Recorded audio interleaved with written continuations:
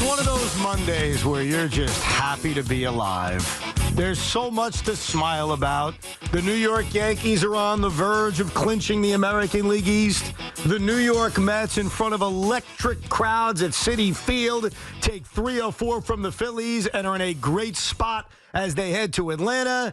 And with Tiki out today, he'll be back tomorrow. He's at some Giant event. Sean Morash decided to take the bag off of his head because the bag's off and the season's on. Evan, it is so great to be here. I would like to be the first to welcome everybody in the tri-state area to football season because it began yesterday in Cleveland, Ohio, and I am so thankful that it is back. The air's a little crisp today, and the NFL season has officially begun. The New York Giants are now 1-0, set for a big game with the Dallas Cowboys Thursday night. It's amazing. So late last week, or maybe it was the middle of last week, as the Giants were sitting at 0-2, and Sean had the paper bag on his head, and many Giant fans were depressed about where this season was going. I tried to find hope by comparing them to the New York Mets and how, shockingly, the Mets are in this spot that they're in right now, which we'll get into as the show rolls on. And what's amazing to me is I thought the Giants had a Mets moment 2 plays in. If you remember back in April, when the Mets were being no-hit by the Tigers and there was nobody in the building, it was like this infamous moment from the Mets season. The Mets are being no-hit. No one's in the ballpark. It's rock bottom. Well, if we go back to Sunday at about 1:08 p.m., when Eric Gray puts the kick return on the ground, and then 1 play later, and you can't blame Tay Banks, I thought his coverage was great, Amari Cooper ends up in the end zone, and it's 7-0 Cleveland. And then, oh, by the way, the Giants then go 3 and out. Are you not thinking to yourself, oh, my God, I'm in the pits of hell? Evan, not only I was in the pits of hell, I was scrolling FanDuel to see if I could bet New York Rangers anytime goal scorers in a preseason game. That's how depths of hell I felt early in that game. And something happened and something changed, and I think we could get right to it right now.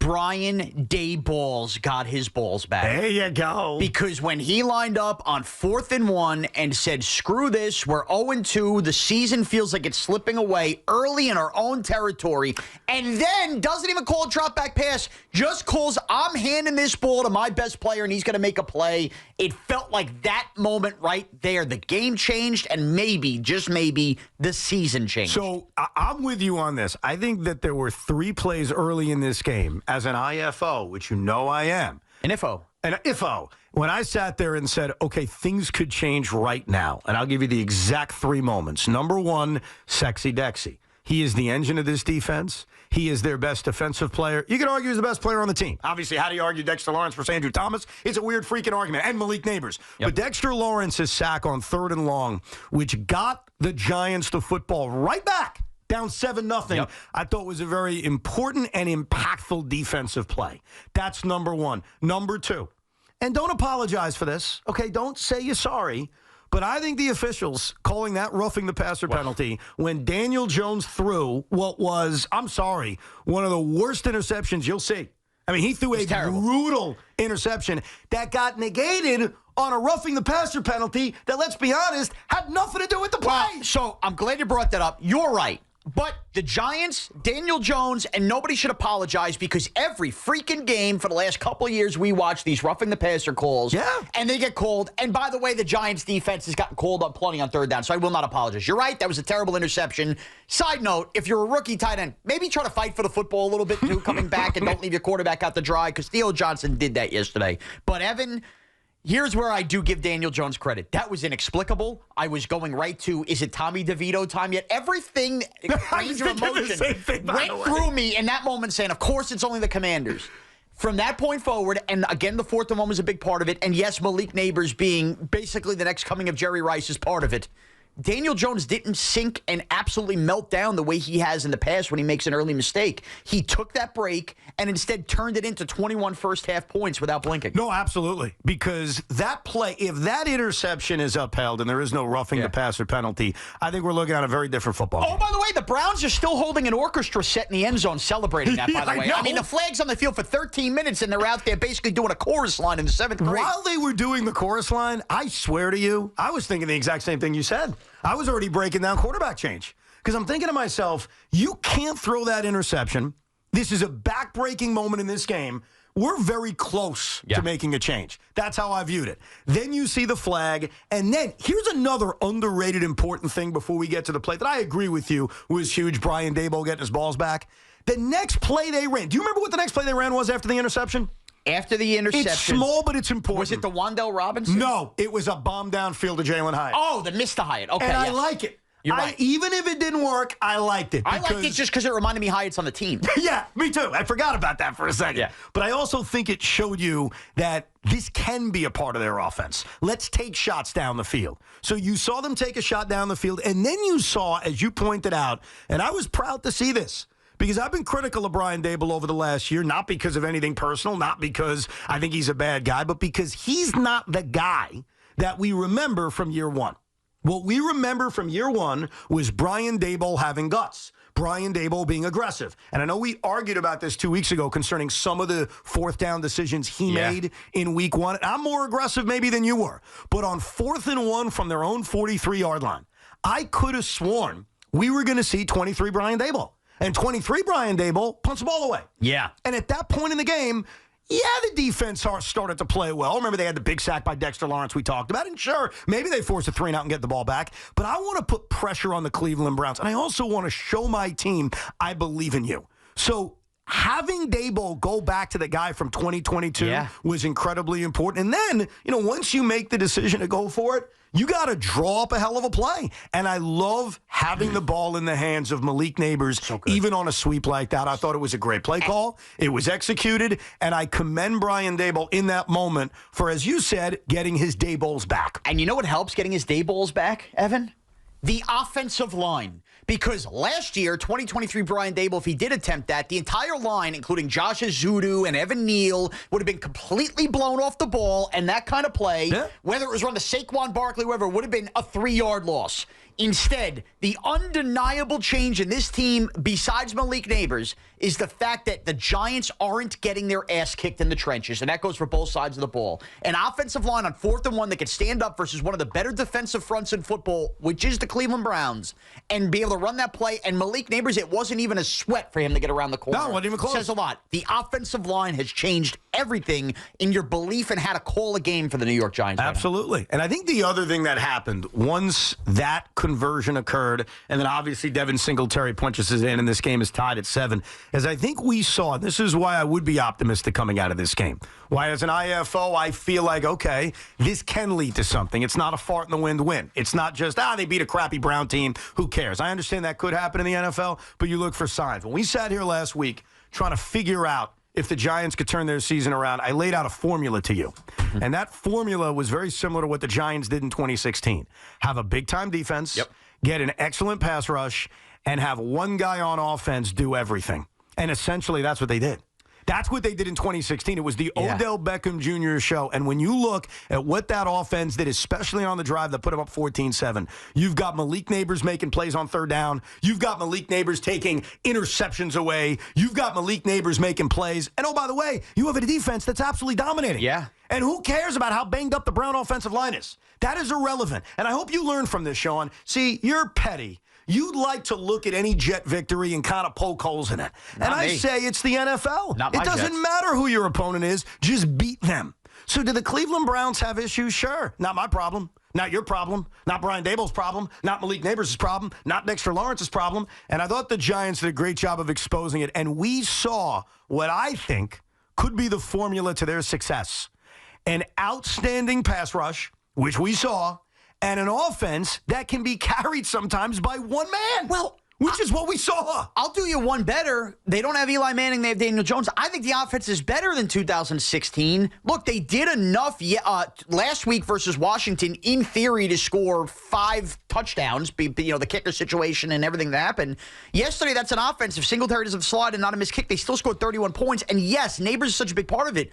But the importance, Wan'Dale Robinson, 7 catches for 60 yards, including that enormous 16-yard gain. And Devin Singletary, the fumble's going to be worked out, more on that later. Yeah, I'll tell you. But it's become a real workhorse running back where I kind of don't have my doubts when he holds the ball that we're going to get positive yardage on every single down. So, yes, Malik Neighbors changes everything, and he's the top off the defense. But I think the Giants actually have more weapons besides Neighbors that you can kind of rely on down and down out. And they didn't have that in 16. So let me get this straight, okay? And I love seeing this smile from you. I feel great. I like happiness in New York City. I may not like certain teams in this town, but I like when people are happy. How about this, Ev? Yes. We could get a Subway Series and a Swampland Super Bowl all in 1 year. Let's go. All right, now you got to calm down. Now you've taken it way too far.